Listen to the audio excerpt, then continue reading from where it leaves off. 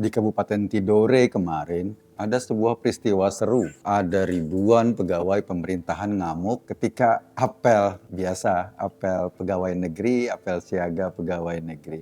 Kenapa? Alasannya karena kabarnya kebanyakan mereka adalah pegawai kontrak, itu pengen disudahi kontraknya atau pengen di PHK.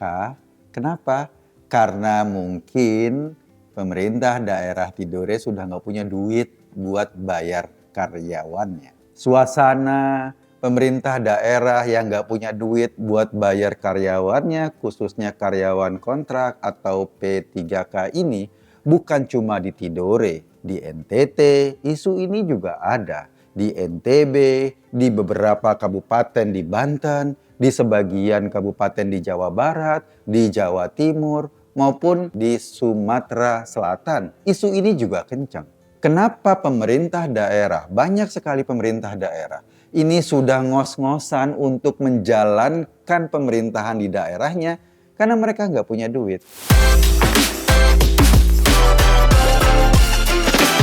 Sebabnya apa? Sebabnya dana transfer dari pusat yang biasanya mereka pakai untuk membiayai kegiatan sehari-hari itu dipotong habis-habisan. Sekitar 30% dana transfer ke daerah dipotong habis-habisan. Jakarta misalnya sebuah provinsi yang memang cukup punya banyak uang, dana transfernya dipotong 15 triliun. Bahkan dana bagi hasilnya yang memang hak pemerintah daerah Jakarta sampai sekarang sekitar 4, sekian triliun nggak cair. Akibatnya ya Jakarta harus mengeluarkan surat utang untuk membiayai program-program pemerintahan daerah. Tapi kan ya alhamdulillah Jakarta sebagai sebuah pemerintahan di pusat bisnis masih lebih survive lah, masih bisa menjalankan program-program dengan baik. Tidak seperti daerah-daerah lain yang ngos-ngosan. Program efisiensi yang berimbas kepada semua kepala daerah ini mengakibatkan kondisi ekonomi daerah juga ngos-ngosan. Belanja pemerintah di daerah pada akhirnya anjlok. Uang yang beredar di daerah juga anjlok. Bukan cuma sekedar pemotongan biaya transfer ke daerah dari pemerintah pusat, tetapi juga kalau kita lihat fenomena yang tadinya per desa, menurut Undang-Undang Desa mereka punya hak untuk mendapatkan dana supporting dari pusat. Sekarang dana desa itu dialihkan untuk membayar hutang desa akibat pendirian koperasi Desa Merah Putih. Jadi ketika kabupaten kotanya itu dananya sudah ngos-ngosan, sekarang desanya juga dananya nggak bisa terserap di desa. Dikelola oleh pusat, baik di Bank Himbara di dana desa maupun tidak dicairkannya dana transfer daerah oleh pemerintah pusat. Uang beredar di pusat. Kemana hasil efisiensi ini kita tahu dong. Ujungnya misalnya untuk bikin program MBG, ujungnya untuk membiayai KDMP, ujungnya untuk membiayai ekspansi yang terus-menerus dari keanggotaan TNI, katanya nambah entah berapa banyak batalion baru. Karena TNI nggak cuma sekedar untuk jaga keamanan, sudah ada penugasan jadi peternak, sudah ada penugasan jadi petani. Yang ngos-ngosan ya petani-petaninya, nanti mereka kerja apa? Nah, gue ingin gambarin begini, bahwa kondisi masyarakat, khususnya di daerah, ini sudah agak megap-megap, pemerintahannya megap-megap, masyarakatnya saat ini di berbagai pom bensin misalnya, sudah mulai ada isu pembatasan pembelian bahan bakar subsidi. Kemarin di Jawa Timur itu ada demonstrasi truk-truk angkutan karena mereka dibatasi untuk membeli solar. Yang tadinya misalnya harus bisa membeli 400 liter untuk mereka sebagai transportasi atau bahan bakar logistik mereka, sekarang dibatasi mungkin cuma 200 liter. Atau ketika orang-orang yang mau beli bensin di pom-pom bensin, sekarang diperiksain STNK-nya. Kalau nggak bayar pajak atau STNK-nya mati atau motornya belum bayar pajak, maka mereka nggak bisa beli Pertalite. Nah, isu-isu seperti ini akhirnya menjadi keresahan, terutama masyarakat daerah. Pemerintahan daerahnya ngos-ngosan, duitnya nggak ada. Kondisi masyarakatnya ketika mereka mau akses beli bensin menjadi masalah, dan ini sudah terjadi di beberapa daerah. Yang ketiga, dana yang tadinya katanya untuk efisiensi disalurkan untuk program-program strategis pemerintah saat ini, MBG misalnya, justru korupsinya di situ, korupsinya gila-gilaan di situ. Ini yang menyakitkan masyarakat. Pemerintah mungkin saat ini nggak punya duit. Pak Purbaya keliling kemarin ke Cina untuk menawarkan pandabon atau surat utang panda yang kabarnya juga tidak direspon oleh pemerintah Cina atau oleh masyarakat Cina, pengusaha Cina untuk beli surat utang pemerintah Indonesia. Kita nggak tahu tuh kemarin ada surat utang Patriot Bond dan Merah Putih Bond yang bunganya cuma 2%, dan orang yang mau naruh atau membeli surat utang ini dijamin oleh undang-undang asal usul duitnya nggak akan diutak-atik. Saking pemerintah butuh duit, bahkan dia atau pemerintah melegalkan apabila ada orang yang mau money laundering, mau mencuci uangnya karena ada payung hukum bahwa pemerintah atau hukum di Indonesia nggak akan mengutak-atik uang itu. Pemerintah nggak punya duit, lagi sibuk nyari duit. Bukan cuma di pusat, di daerah, pemerintah daerah nggak punya duit karena dipotong oleh pusat. Pertamina misalnya nggak kuat juga mensubsidi atau menyiapkan Pertalite, menyiapkan solar subsidi karena kebutuhan masyarakat, sehingga ada aturan untuk membatas-batasi. Karena nggak punya duit, surat utang, pajak makin diperketat, sampai ke warung-warung, sampai ke pom bensin untuk memastikan pajak kendaraan sudah dibayar apa belum. Kondisi ini membuat orang jadi lebih megap-megap. Dan yang paling miris, ada satu program yang sudah jelas-jelas manfaatnya banyak dipertanyakan, pengelolaannya syarat korupsi, tetapi kabarnya tahun depan masih mau diterusin. MBG yang tadinya dananya 335 triliun jadi 280 sekian triliun, kabarnya tetap diterusin dengan budget 174 triliun. Orang juga kemudian nanya, ini kenapa sih? Kok ngotot banget? Padahal sudah terbukti tata laksananya syarat korupsi. Padahal sudah terbukti banyak sekali siswa yang keracunan.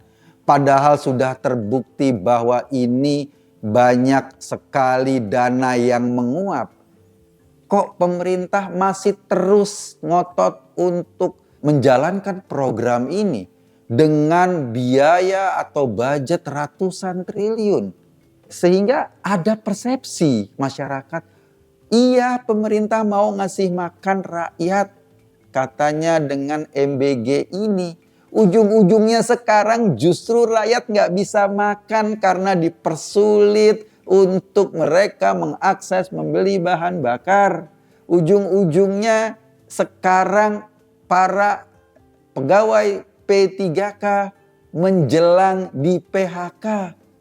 Kalau dari sisi pegawai pemerintah yang dulu diasumsikan adalah profesi paling aman sedunia karena pemerintah nggak mungkin bangkrut, dan sekarang mereka beresiko untuk di PHK, apalagi kondisi swasta.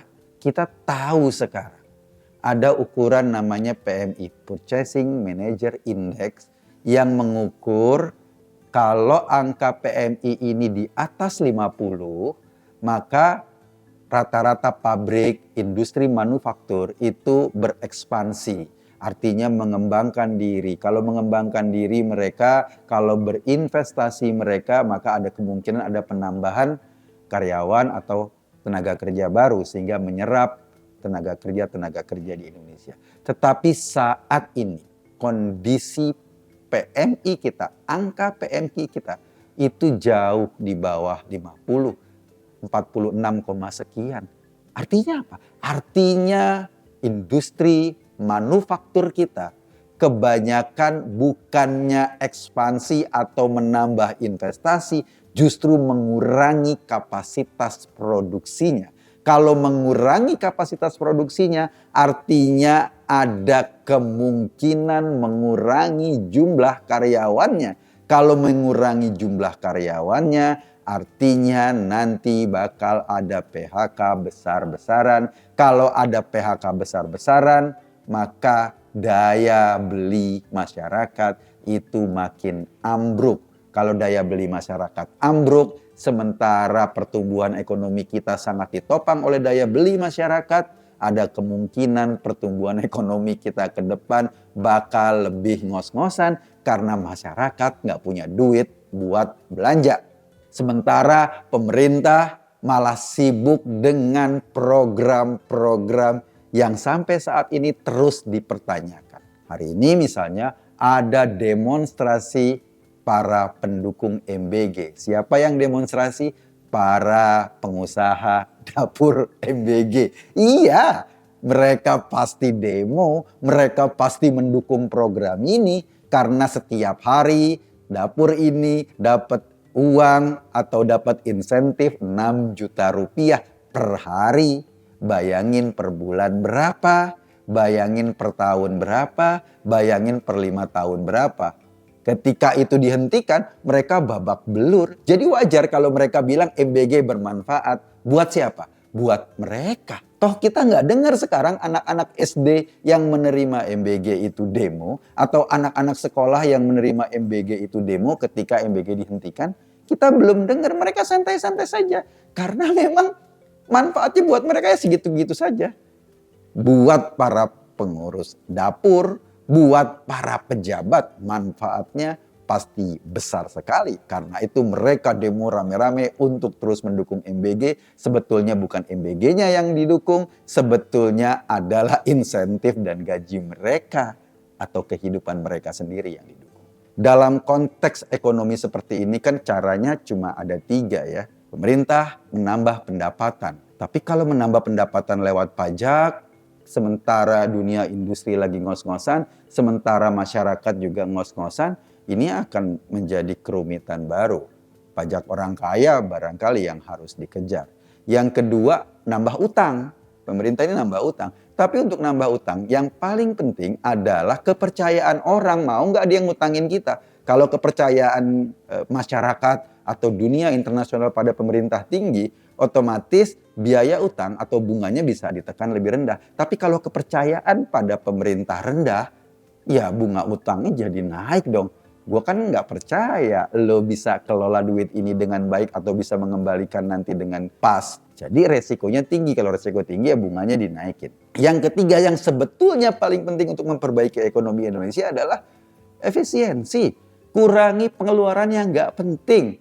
Kalau perlu, hentikan program-program yang tidak penting atau sudah jelas-jelas manfaatnya tidak banyak buat masyarakat. Jadi gue ngukurnya gampang ya. Kalau pemerintah masih terus meneruskan program-program nggak penting seperti MBG, seperti Koperasi Desa Merah Putih, kalau terus diteruskan dan tentu saja dengan biaya yang sedemikian besar, maka kesimpulan gue sederhana.